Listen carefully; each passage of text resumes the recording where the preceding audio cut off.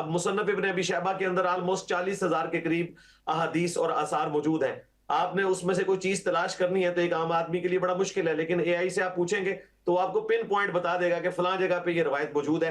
آپ counter verify کریں، P D F اس کا اویلیبل ہے، اس میں سے آپ اس کو ڈھونڈ لیں. اسی طریقے سے قرآن پاک میں آلموسٹ 6,500 کے قریب آیات ہیں، ان میں سے کوئی آیت آپ نے ڈھونڈنی ہے.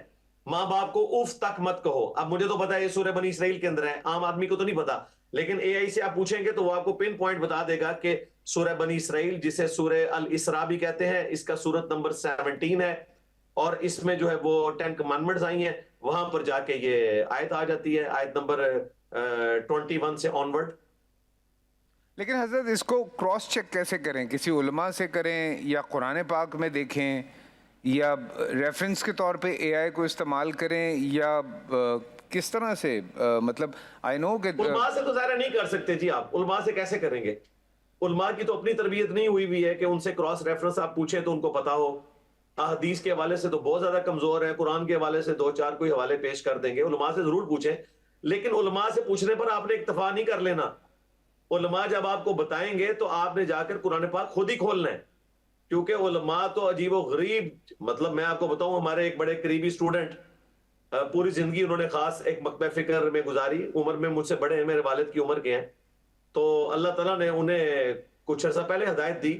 ایک جمعے کا خطبہ سن رہے تھے تو اس میں مولانا نے کہا کہ قرآن میں لکھا ہے کہ اصحاب الکہف کا کتا جنت میں جائے گا.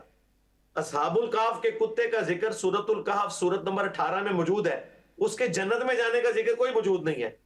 تو وہ مجھ سے پوچھنے لگے، میں نے کہا قرآن میں نہیں لکھا ہوا، قرآن میں بس اتنا لکھا ہوا ہے، آپ قرآن کھول کر دیکھیں. انہوں نے قرآن کھول کر دیکھا. اگلے دن وہ جمعے میں گئے کہ بھائی یہ تم نے بات بیان کی تھی.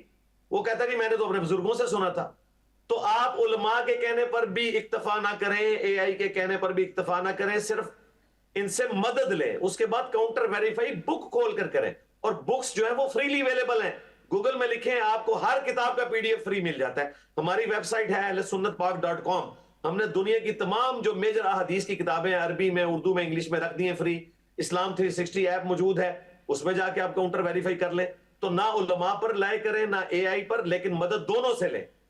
اور اس کے بعد کاؤنٹر ویریفائی آپ نے بک سے کرنا ہے. دیکھیں میں اس وقت کروڑوں لوگ الحمدللہ مجھے سنتے ہیں، اس کے باوجود جب ہم کوئی ریفرنس پیش کرتے ہیں تو باقاعدہ ڈسپلے کرواتے ہیں. آیت میں بیان کرتا ہوں، ڈسپلے کرواتا ہوں.